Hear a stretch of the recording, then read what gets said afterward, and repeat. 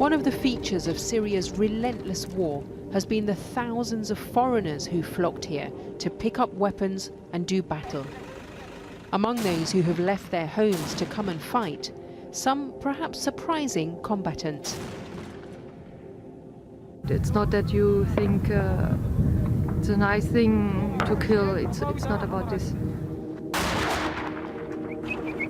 It isn't just jihadi groups who attracted outsiders to come here and pick up guns.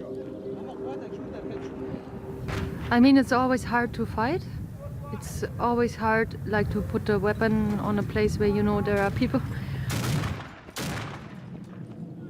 She calls herself Eleutheria, meaning freedom, and says she came here from Germany to fight and kill ISIS or Daesh. Daesh want to destroy what we want to build up. They have another imagination of a world that they want to build up. They are a really obvious enemy of women and freedom. And yeah, so we have to fight them. Eleutheria didn't want to tell Channel 4 News who she really is in case she gets arrested back in Germany. What we do know is that she's 27, describes herself as a committed feminist, and has a background in hard-left, anti-fascist street politics. In the whole world, we have a global system of economy, which is a patriarchy and capitalist system. And we cannot overcome this when we don't see alternatives. And in this movement, we see a living alternative. The movement she's talking about is the militant Kurdish organisation, the YPG, an acronym for People's Protection Units. The Americans allied with them to help finish off ISIS, although they've been accused of human rights abuses and of the ethnic cleansing of Arabs from liberated areas. The red star patch on Eleutheria's uniform is the logo for the YPJ, the name of the group's female-only commando units. But they're not just here to fight jihadis. When the people overcome the system in their mind, then it becomes dangerous because they understand that regimes and governments are not needed. Ultimately, they want to create a separate Kurdish homeland they'll call Rojava, and this has led neighbouring Turkey to label them terrorists. The YPG also have an anarchist view of how Syria and the world needs to be reorganised, run by popular committees with no hierarchies and absolute gender equality, for which their female fighters are the vanguard.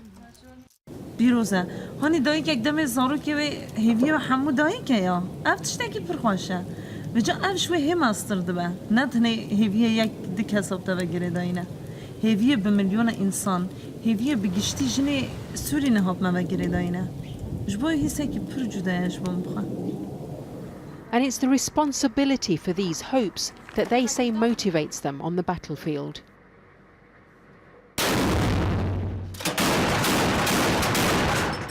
To fight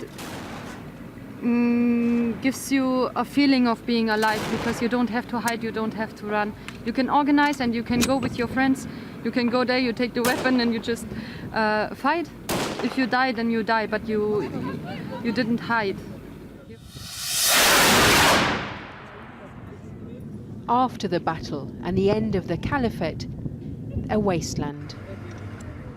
I think about more what was before and what kind of life is destroyed. And the children were playing on the ground. I saw a wheelchair from a person that had needed it. So I think what they're doing now, where they are now, and maybe they come back and they see everything is destroyed. So it's really a heavy fight. Yeah. But it's soon finished. And then we can build up everything and there will be a better life than before.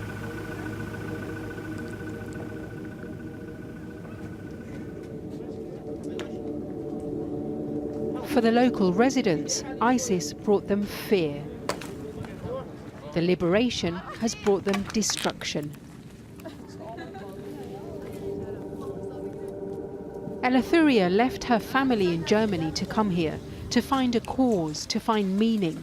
Her worldview rejects the West and its politics. Ironically, it's a worldview shared by some of those she fought. So what does she make of her opposite numbers, the foreign women who came to Syria to join ISIS? I don't know why they joined. It might be that they missed something in their life. Maybe they were lonely. Maybe they were looking for something else, and the system they came from did not make them happy.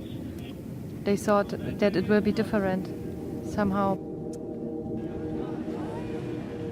Syria's cruel war has been a crucible that drew in people from across the world, many with similar motives.